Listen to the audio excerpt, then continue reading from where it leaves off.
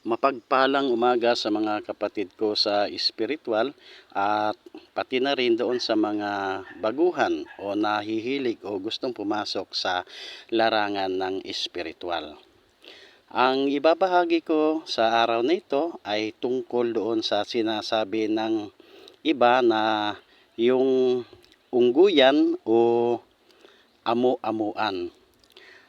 Ang ungguyan ay ito'y isang uri ng niyog o bao na makukuha kadalasan doon sa mga puno ng niyog na tumutubo sa gilid ng kabundukan o mismo doon sa bundok na sinasabing maliliit na niyog dahil sa hindi masyadong maganda ang lupa at ang bunga nito ay hindi karaniwang bilog kung hindi pahaba, na ang pinakamata noong nasabing baon na to ay doon sa pinakadulo at ang pinakadulo naman sa kabila o kanyang likuran ay parang doon nandoon yung buko-buko o yung pinakabuto noong niyog na animoy parang buntot ng unggoy. Kaya ito'y tinatawag na unggoy-unggoyan o animoy-unggoy sapagkat pag tiningnan mo yung butas niya, yung pinakabibig niya at yung parang mata-mata noong nasabing bao ay animoy-unggoy talaga ang kanyang muka. Ito ay makukunan ng galing o ng kapangyarihan sapagkat ito ay malakas ang kanyang kakayahan. Ito ay mga gamit ng mga sinaunang tao o yung mga tinatawag na taong bundok, doon na sa bundok nakatira, at ito ay kanilang mga gamit mula sa kanilang mga ninuno hanggang sa tumagal-tagal. Kaya lang ngayon medyo nakakalimutan na ang gamit na ito. Kapag ito daw ay iyong tangan o ito ang iyong gamit, kumuha ka ng 3 piraso na ganito at lalagariin mo yung pinakamukha niya, yung may mata. Yung 3 na yon ay isasabit mo o gagawin mong kwintas, 2 gilid at isa sa gitna, yung parang naging triangle siya. At sa oras na ito ay magamit mo at magkabisa, animoy para kang unggoy sa bilis, sa lakas, pabalik-balik ka roon sa bundok, yung kahit na mataas ay madaling mong maakyat nang hindi ka basta-basta hahapuin o mapapagod at madali ka ring makakababa ng parang wala lang, no? Malakas ang kapangyarihan nito sapagkat ito ay mga gamit noong mga sinaunang tao na nakatira doon sa bundok at ito ay kanilang tested na o napatunayan na napakabisa.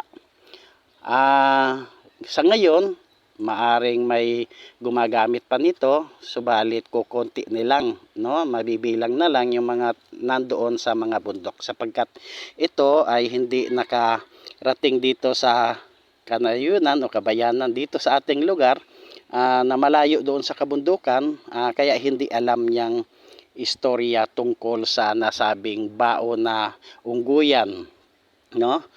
Ito ay napakabisa sapagkat ito ay tested na nung ating mga ninuno. Gamit nila, siguro sa hanggang ngayon ay gamit pa rin ng ilan. Ang paggawa naman nito, pagkuha o pagproseso ay kailangan makakuha ka ng 3 bao. Kapag nalagari man na yon, bubutasan mo at gagawin mong pinakakwintas, yung pinaka-triangle. Tapos sa oras na dumating ang yung mahal na araw, Lunes pa lang ng alas 12 ng tanghali ay maghahanap ka na yung mas mataas na niyog o mas mataas na puno o kahit na anong puno basta't mas mataas, doon mo siya ibibitay o isasabit at oras na sumapit na ang Biyernes Santo, tanghali rin, alas 12, siya mo namang aakyatin upang makuha yung ginawa mo. At sa oras na ito ay makuha mo, pwede mo na itong gamitin at ito ay may bisa na at napakalakas ng kapangyarihan. Kahit na anong puno o kahit anong bundok ang akyatin mo, hindi ka basta-basta hahapuin o mapapagod. Parang yung normal lang. Sapagkat kung wala kang gamit na ito, maaring nasa gitna ka pa lang ng kabundukan ay hindi mo na maaakyat yung pinakadulo at pagod ka na. Subalit kung ito ay meron kang tangan nito, ay hindi basta-basta ka hahapuin o papagurin. Kailangan lang sa oras na magkaroon ka nito ay isang tabi mo yung mga dati mong ginagawa na hindi maganda.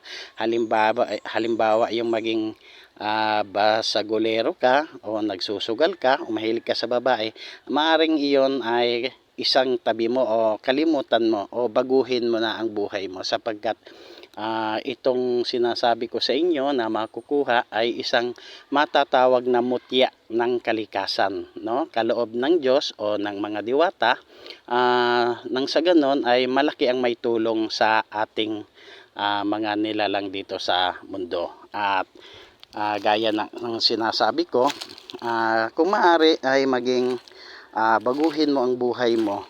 Yung mali ay huwag mo nang gagawin at yung mga kabutihan ang siya mong pairalin. At hanggang dito na lamang po ang aking pag-share sa inyo, at yung iba naman na tungkol sa mutya na ikukwento ko ay maaring sa ibang araw muli. Yun lamang po guys, at maraming salamat po sa mga nakikinig ng aking vlog, at sana'y mag-subscribe pa kayo nang sa ganon ay lumago ang ating bagong gawa na content. Maraming salamat po mga kapatid ko sa espiritual.